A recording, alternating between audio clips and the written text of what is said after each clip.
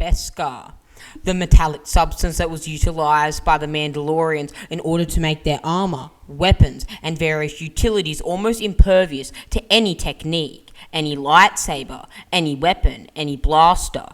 And the lightsaber, the stable historical weapon of both the Jedi, Sith, and other dark side and light side cultures and Force-aligned users throughout the galaxy. The lightsaber is widely considered to be one of, if not the most recognized weapon in all of sci-fi fictional history, and truly is one of the most powerful and easily recognizable weapons in history.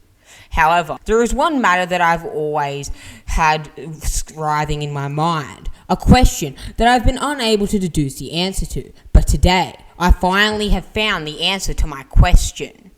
The answer to this question lies in both Beskar and the lightsaber. Can a lightsaber hilt be crafted out of Beskar? A very unique phenomenon, if I do say so myself.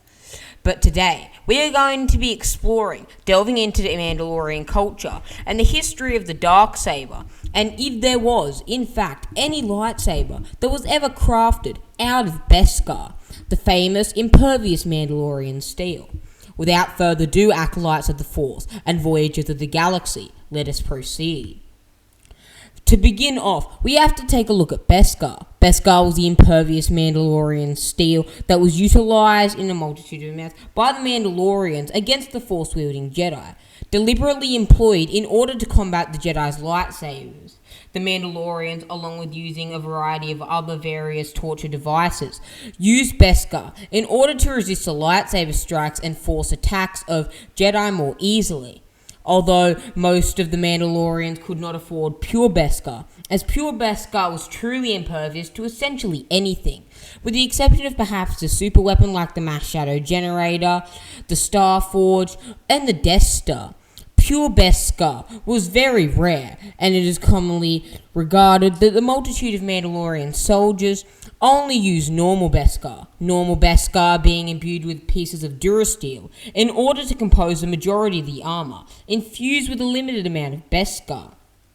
Beskar was impervious to any single melee or ranged weapon with the exception of some super weapons. But this begs a question, can lightsabers be forged out of Beskar? Well, to be honest, there's no reason why a lightsaber can't.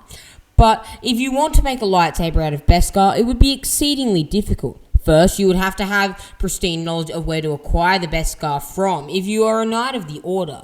Second, you would need to get a decent supply of pure Beskar and a professional forger in order to forge the articulate blade that you desire to your liking.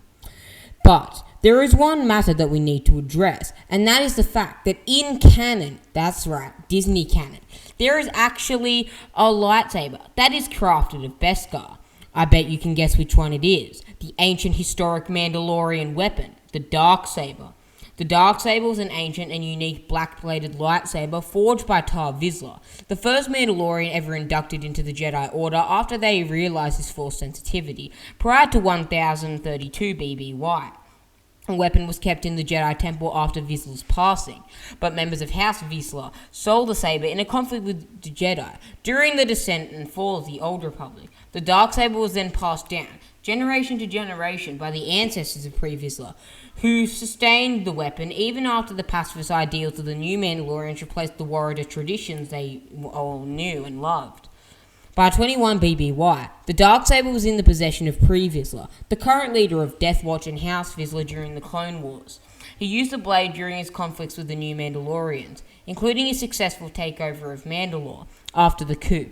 Renegade Sith Lord Darth Maul killed Vizsla in a duel and took the Darksaber as his own after Vizsla betrayed him, becoming the leader of Death Watch. However, Maul's old master, Darth Sidious, soon arrived on Mandalore, viewing him and his brother Savage as a threat to confront his former apprentice. Maul utilized the lightsaber to fight him, 2 lightsabers against 2 lightsabers, but was ultimately bested in combat by his superior skill, taken prisoner, and held at a separatist prison, the Spire on Stygian Prime. Maul was soon rescued from the Spire at the behest of Prime Minister Almec, whom Maul had chosen as the public face of Mandalore after being free. Maul returned to Zanbar, the location of the Death Wars camp, and was given back the Darksaber, which had been recovered from the Sundari royal palace at the site of Maul's duel with Sidious. Shortly after his return, Zanbar was attacked by a multitude of separatist droid army cruisers, led by General Grievous and Count Dooku. Maul made use of the Darksaber against the cyborg general, dueling against him proficiently. Though he was forced to retreat, Maul continued to use the Darksaber in several subsequent battles, such as the battle on Ord Mantell, the assault on Vizsla Keep 09, and the second battle of Dathomir, which resulted in the death of Mother Talzin. During the Imperial era, the Mandalorian weapons expert and rebel Sabine Wren retrieved the Darksaber from the Night Sister lair on Dathomir at the urging of Mandalorian protector Fen Rao and her fellow Spectres. Sabine agreed to undergo training with the Darksaber under the tutelage of Jedi Knight Kanan Jarrus, who had previously been blinded. Later, Sabine brought the Darksaber with her and her rebel companions during a mission to Cronus to seek her family's support for the rebellion. Sabine became the rightful wielder of the Darksaber after defeating Imperial Viceroy Gar Saxon in a duel, the former Mandalorian Super Commando and the leader of the Empire's Mandalorian crusade against the Mandalorians and Clan Ren. After rescuing her father from Imperial custody and destroying the super weapon she had built while as an Imperial cadet, Sabine offered the Darksaber over to Lady Bo-Katan Kryze, the sister of former Duchess Satine Kryze, whom she deemed to be the rightful person to govern Mandalore against the Empire. Bo-Katan was reluctant to accept the mantle of leader, but with the support of the other clans, agreed and accepted the Darksaber. After the Great Purge of Mandalore, the Empire desecrated Mandalore and Bo-Katan lost possession of the Darksaber. She fled the planet, but continued to lead the Night Owls and was intent on eventually reclaiming the Darksaber in Mandalore. By 9 ABY, during the events of The Mandalorian, the weapon had fallen into the hands of Imperial Remnant leader Moff Gideon, the leader of an Imperial Remnant on the planet of Navarro, who worked in close contact with the client. During his rescue of the Force-sensitive founding Grogu from Gideon, the Mandalorian versed in Djarin and won the Darksaber from Gideon in combat after besting him with his Beskar spear.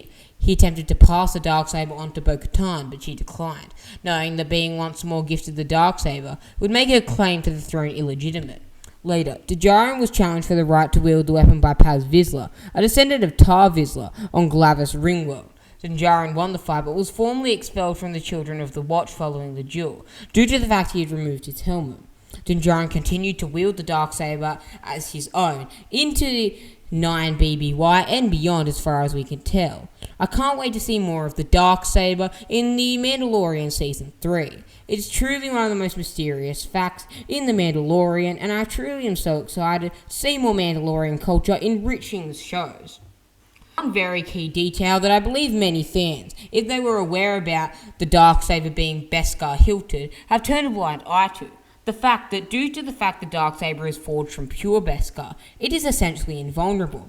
We have the cracked black kyber crystal engraved within its hilt, which emits a blade of black energy pulsating with bright crystals, running like rivers through and cracks through the entirety of the blade, which took the form of a sword. In short, the Darksaber looked entirely like a sword, just infused with kinetic energy as the blade was. The Darksaber, due to the fact that lightsabers are essentially invulnerable, and the lightsaber blade is essentially invulnerable to anything, even repelling fellow lightsaber blades, unless they have special qualities embedded into the crystal, and due to the fact the hilt is made of pure Beskar, if ignited, and even when not ignited, the Darksaber essentially cannot be destroyed, as can any single weapon of Beskar, due to the fact that if anyone attempted to, the Beskar steel would repel the lightsaber blade, as well as the main blade emitted from the hilt, jutting from it. It is very unique, due to the fact that because of this, it would make a lightsaber invisible and invincible, invulnerable to any form of attack, and truly makes it the most powerful and most invulnerable lightsaber in all of Star Wars lore. Well, my friends, what did you think of this installment into our archives? I've just dispatched our researchers on another mission in order to uncover more Mandalorian culture, which we'll be covering over the next few weeks. Tell me if you want a Mandalorian lore combination, as I truly love posting those for you. Posting a longer video for you guys is truly what my entire goal is here on YouTube. Share this with your friends and various voyagers from around the galaxy. I bid you farewell, and kneel before the dragon of Zakul."